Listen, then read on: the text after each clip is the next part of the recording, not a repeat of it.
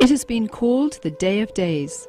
It is a time of magic, pageantry, warmth, generosity and love. For many of us, our fondest childhood memories revolve around the traditions of Christmas.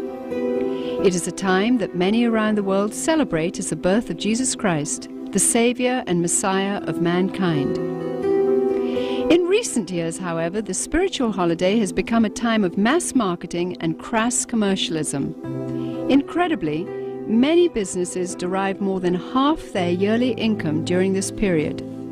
The process of gift-giving, once thought to have come from the story of the wise men who offered gifts to the newborn Christ, has evolved into the buying frenzy we see today during the month of December.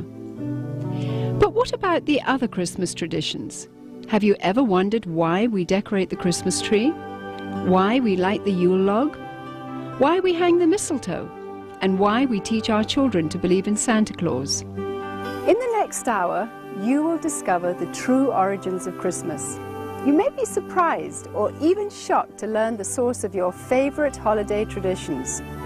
Chances are, you'll never look at Christmas the same ever again.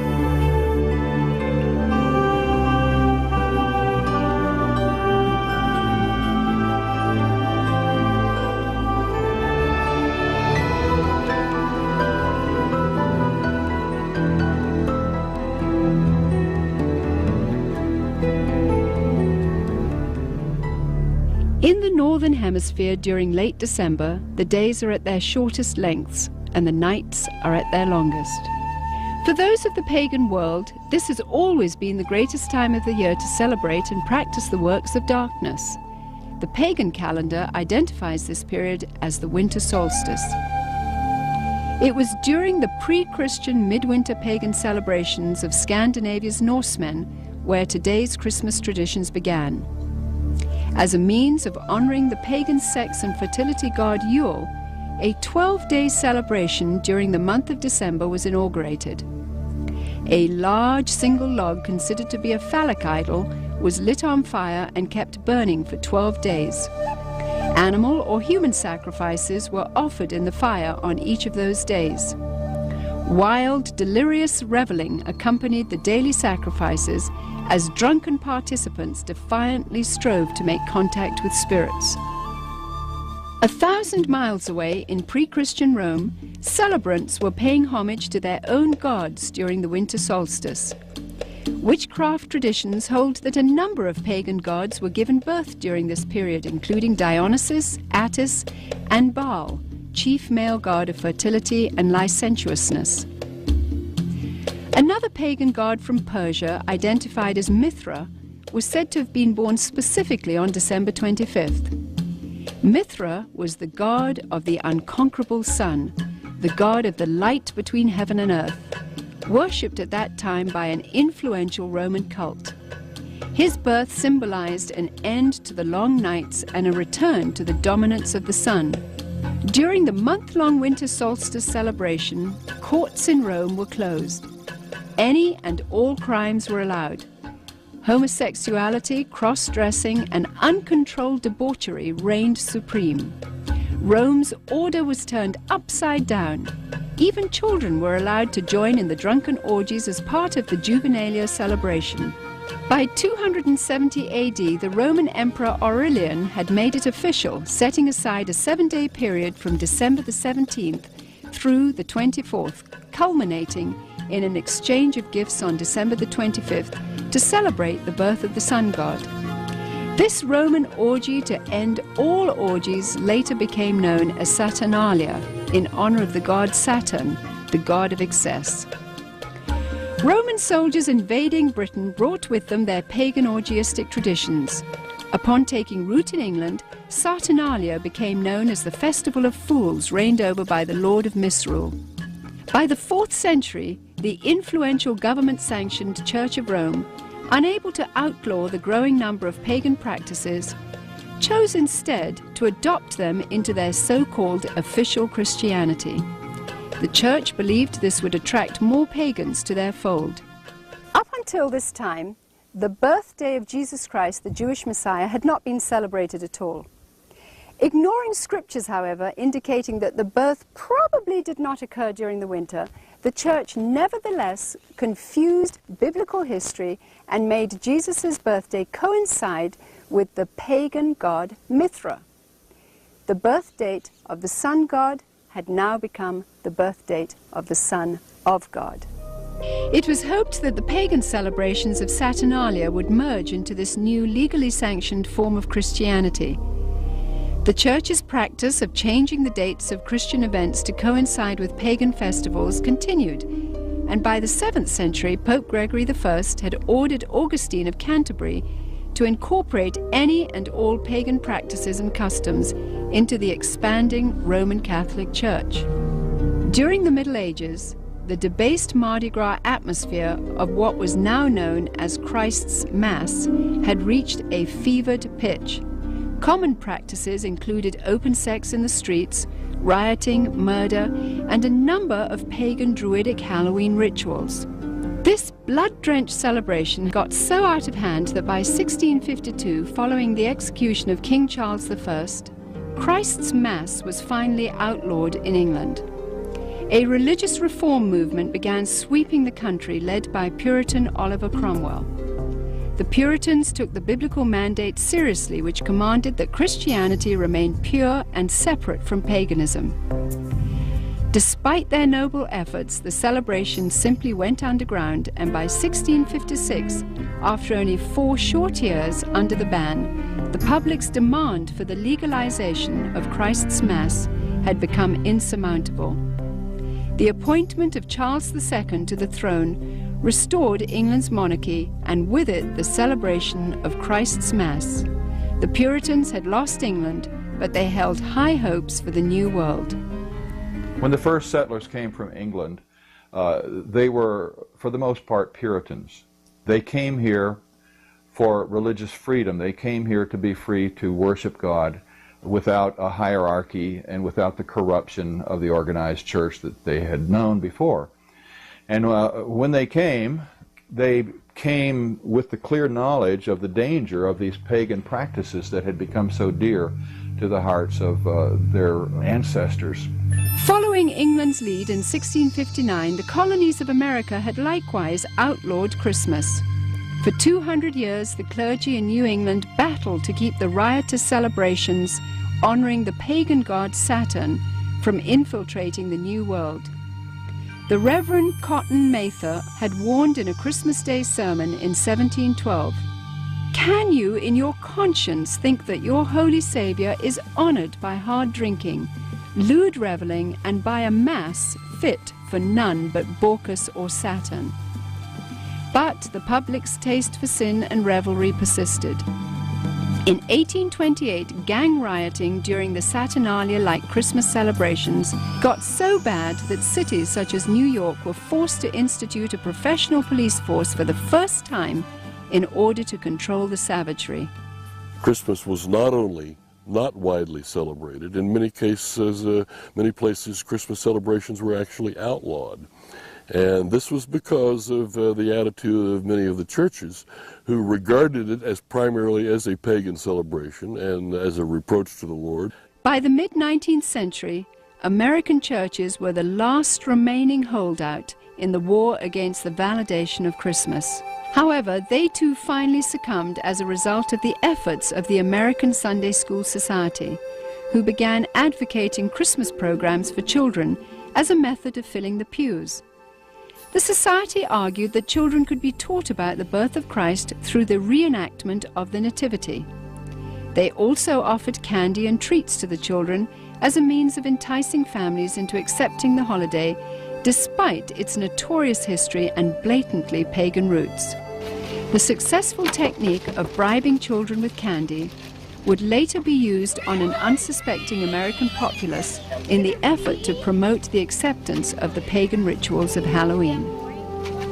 However, it was the work of England's most popular writer, Charles Dickens, whose ghostly 1843 book, A Christmas Carol, cemented the Christmas holiday in the hearts of Americans forever. Dickens' well-loved story made the pagan Christmas feasts, shining trees, glittering shops, and family warmth irresistible to those wanting to experience the holiday. Coming to America in 1867 to promote his work, Charles Dickens packed theaters as he read his story to cheering audiences around the country. A Christmas Carol gripped America and destroyed any final attempt to stop the evolution of Christmas. By 1875, the Puritans had been beaten, and by 1890, all American states had voted to make Christmas a legal holiday.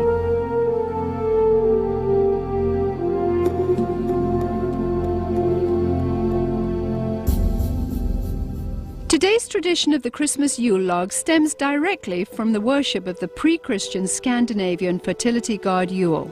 The burning of this phallic idol is also responsible for the concept of the 12 days of Christmas, which represented the 12 daily sacrifices offered up in the Yule log's flames.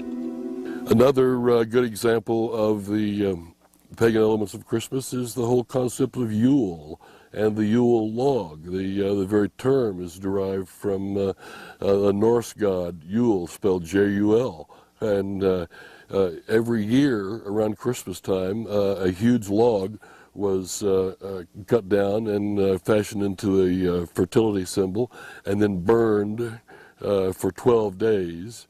And on each successive day, a new sacrifice to the god Yule was performed in the fire, and a new sacrificial victim was burned to death. Sometimes, but not always, these sacrificial victims were human beings.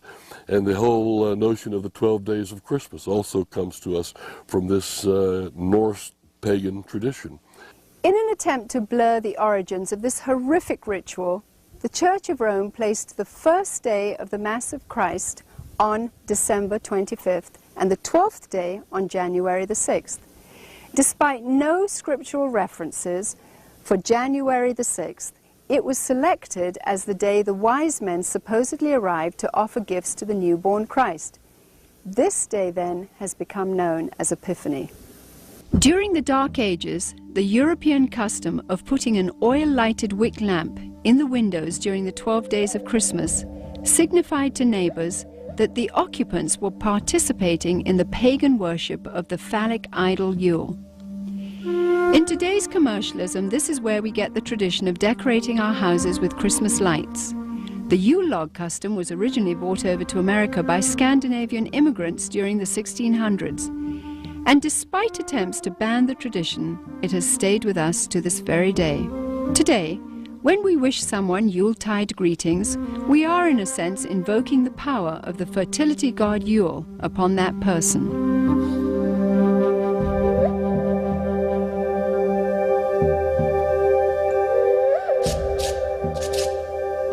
During the Saturnalia celebrations, holly and other greens were hung over doorways as part of a pagan ritual to ward off evil. To deck the halls with boughs of holly was to acknowledge the powers of the nature gods. According to Wiccan rituals, placing holly or other greens in the shape of a circle or wreath accentuated its magical power. Similarly, mistletoe, when used in the casting of Wiccan or Druidic spells, could render a woman helpless and open to sexual exploitation. This is where we get our custom of hanging mistletoe in doorways today, and if a woman is caught underneath, she may be kissed and must not resist. The fir tree, the mistletoe, all of these things typically come from overtly pagan traditions, typically from Northern Europe, German, Norse, and English. Likewise, evergreen trees have always represented sex and fertility in pagan cultures. During the winter solstice, trees would be chopped down, brought inside, set up, and decorated as idols for worship. The Christmas tree was regarded as a sacred tree. The pagans of Northern Europe typically worshipped trees. They regarded trees and groves as sacred. So the bringing of the tree into the house would be a way of bringing this supernatural source of blessing into your home. That was the whole idea, that there were spirits who resided in the trees. In the Middle Ages, the tradition of the winter solstice Christmas tree primarily took root in Germany. During his reign, King George I, himself of German extraction, brought the custom to Victorian England. German immigrants settling in Pennsylvania did the same in America during the early 1800s. In 1848, the London Illustrated News published this famous engraving depicting Queen Victoria and her royal family beside a decorated Christmas tree. And within a few years, nearly every English household had their own tree in allegiance to the monarchy. By 1900, the U.S. Forest Service estimated that at least 1 in 5 homes in America had adopted the Christmas tree tradition. Thousands of years earlier, God, speaking through the prophet Jeremiah, warned against this pagan practice in the Old Testament. Thus saith the Lord, learn not the ways of the heathen, for the customs of the people are vain. For one cutteth a tree out of the forest, they deck it with silver and with gold. They fasten it with nails and hammers that it move not. Be not afraid of them, for they cannot do evil, neither also is it in them to do good.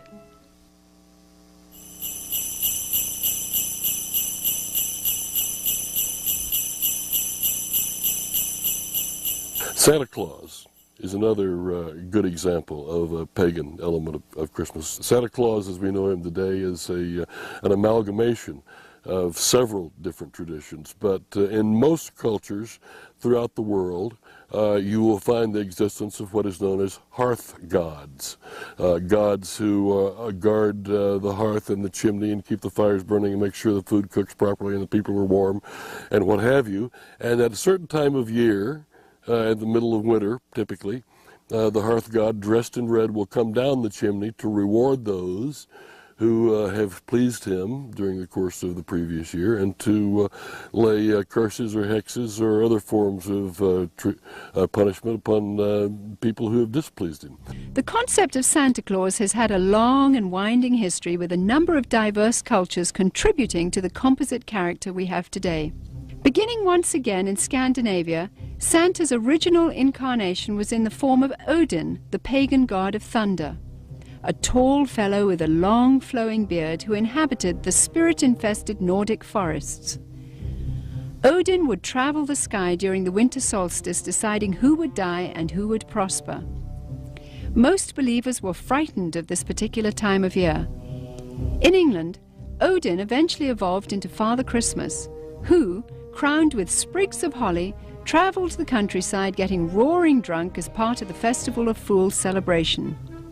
Frequently, he would be accompanied by a horned goat, ironically the biblical symbol of those who reject the salvation of Jesus Christ.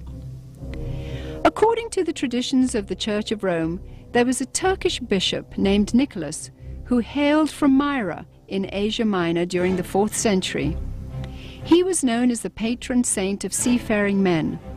Over the centuries, as the legend began to unfold, it was rumored that St. Nicholas had actually captured the devil himself, put him in chains, and made him his personal servant. Recognized in various cultures as Krampus, Beelzebub, or Zwart Piet, Black Peter, this assistant of St. Nicholas is best known by his German name, Knecht Ruprecht.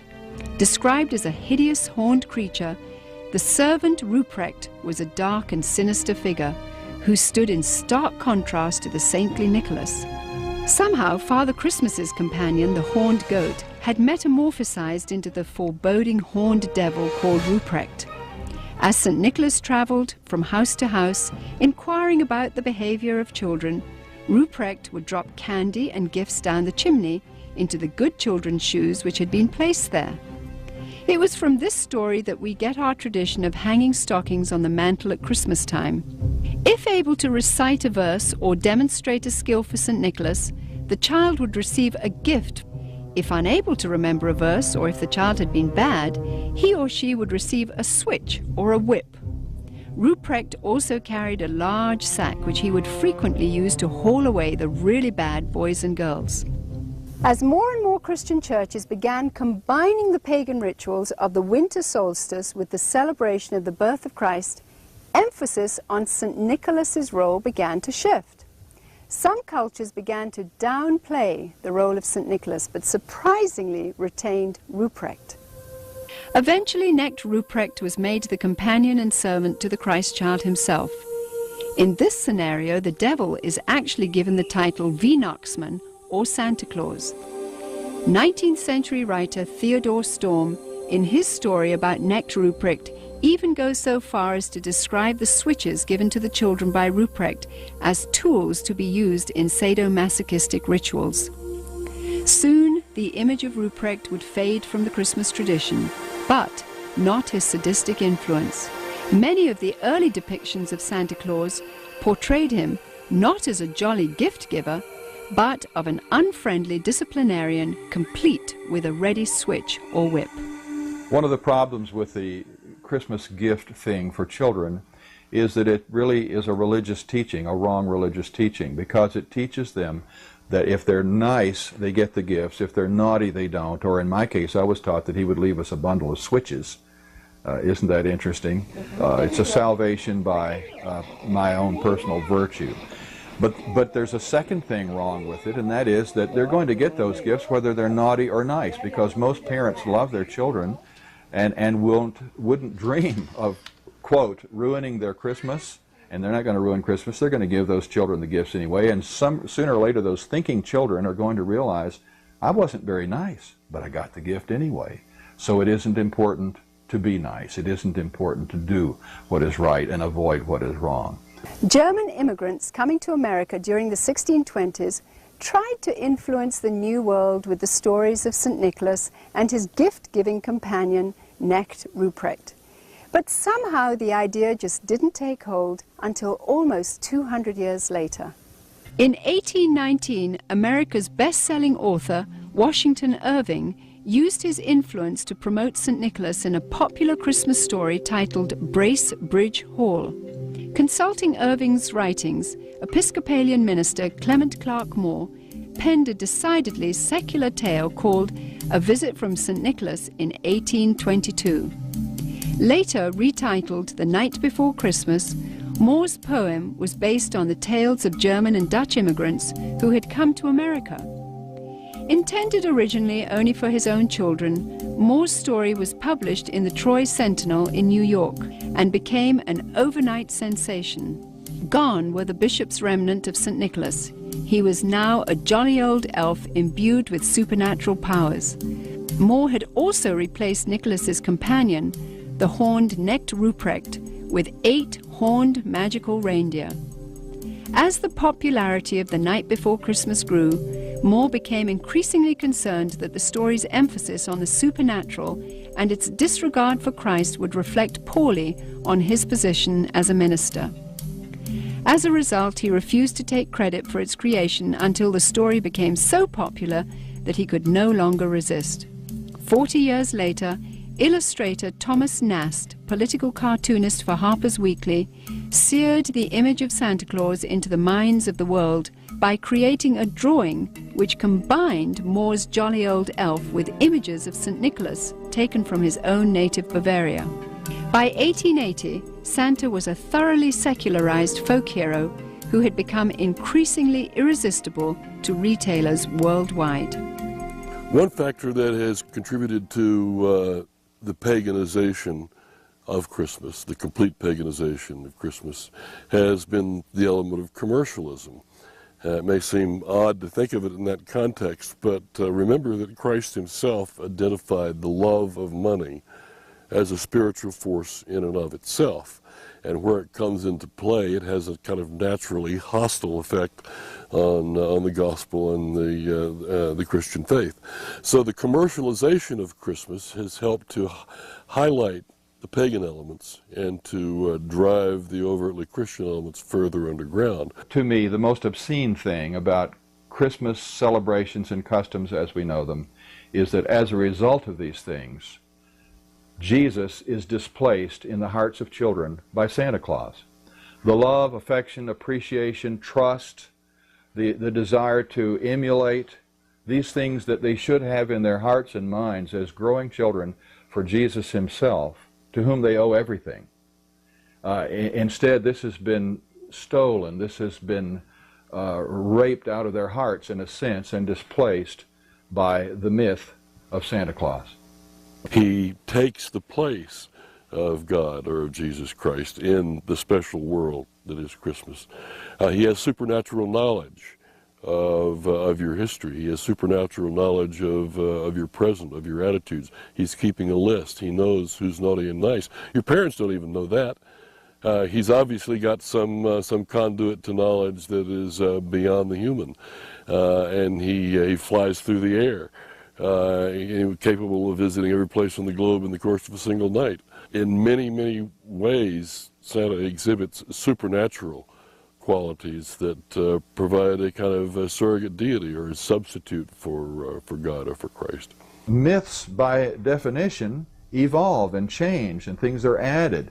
We used to have a Santa Claus figure that was confused with St. Nicholas and confused with other pagan figures, and then somehow he evolved through the drawings of Thomas Nast and others into what we see today, but he had a sleigh with 8 supernatural reindeer that can fly. And so the Christmas traditions that are pagan continue to change. But the truth of Jesus, the truth of the Incarnation, the truth that the Word was made flesh and dwelt among us, never changes, never will.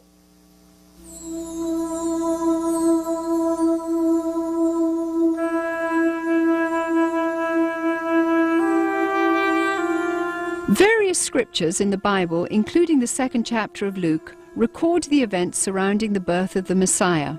A decree from Caesar Augustus had gone out, requiring all people to return to the city of their origin for taxation purposes. Mary, who was pregnant with a child conceived by the Holy Spirit, made the difficult journey to Bethlehem along with her husband Joseph. Both Joseph and Mary were of the lineage of King David. Upon arrival, they found all the inns to be full, but were provided with a stable where Mary could have her baby. At the same time, an angel announcing the birth of the Messiah appeared to shepherds tending their flocks in a field nearby. The stunned shepherds hurried to Bethlehem and found the baby Jesus lying in a manger just as the angel had declared. Although traditional nativity scenes place 3 wise men at the stable at the time of Jesus Christ's birth, according to Scripture, these wise men visited Jesus later at his home. Because 3 gifts are named, gold, frankincense, and myrrh, tradition says 3 men gave them, but exactly how many wise men visited Jesus is not known.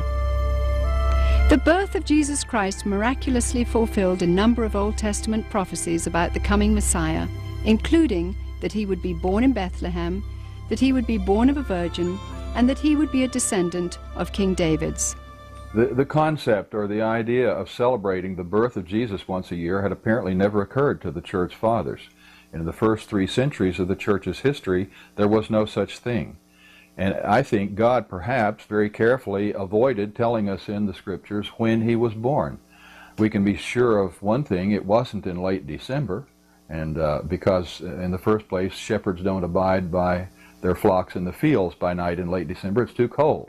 They take them out in the morning to pasture, protect them while they eat all day, and then bring them back in at night. So it wasn't in late December. It's an interesting thing, and perhaps an intellectually tantalizing thought, to try to figure out when he was born. And it can be done within limits, and if it mattered, and apparently it doesn't matter to God, he was probably born in late September. Some scholars point out that according to Scripture, the birth of Jesus may have taken place in the first day of the Feast of Tabernacles, or September 29th.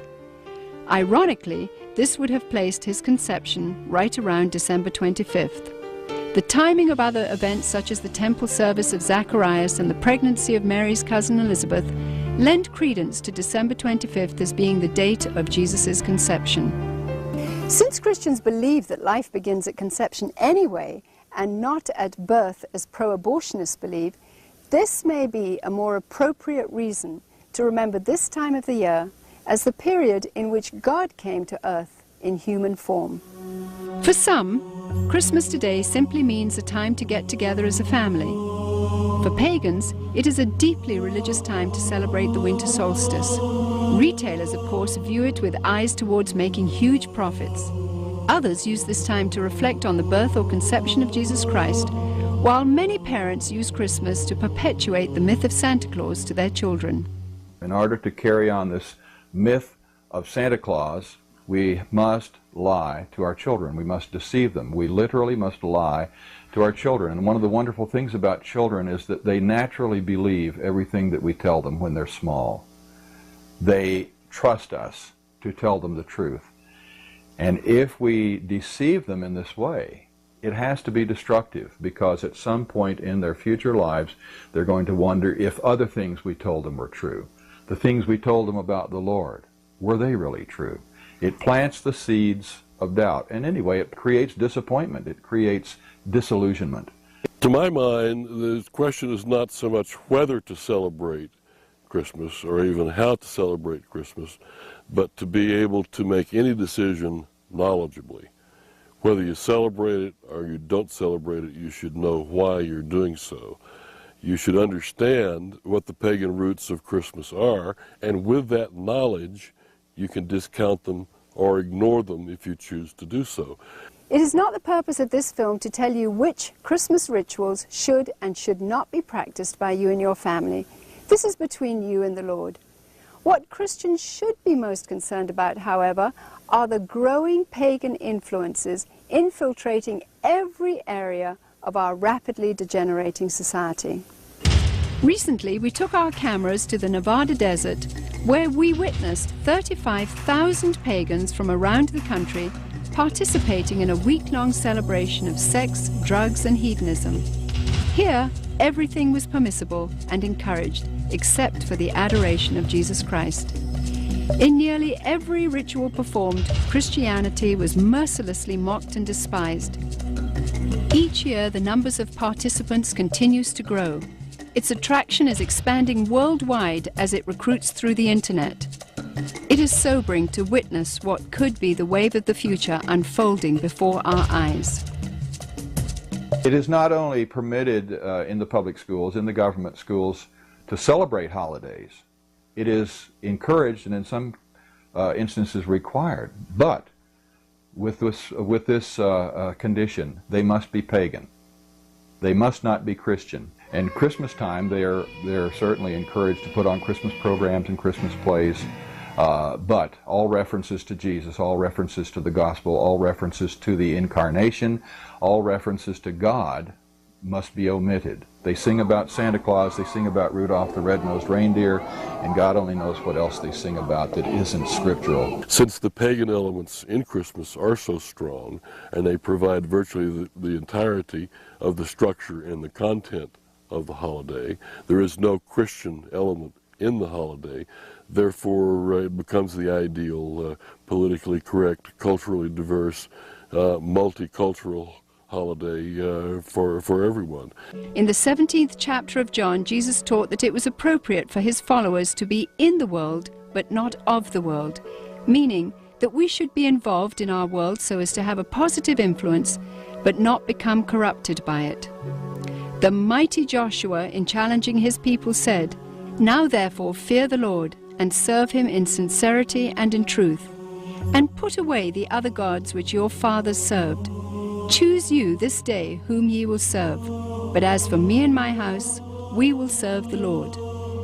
Rather than setting aside a few days of the year to remember the Lord, Christians should live with a day-by-day, moment-by-moment dedication of their entire lives to Jesus Christ. Then, and only then, will they be able to have victory over pagan influences and to have an impact on society for God the Creator. To those with a heart for evangelism, Christmas time provides a wonderful opportunity to tell others about the true gospel, about God's plan of redemption, and the real purpose for Jesus Christ entering the world.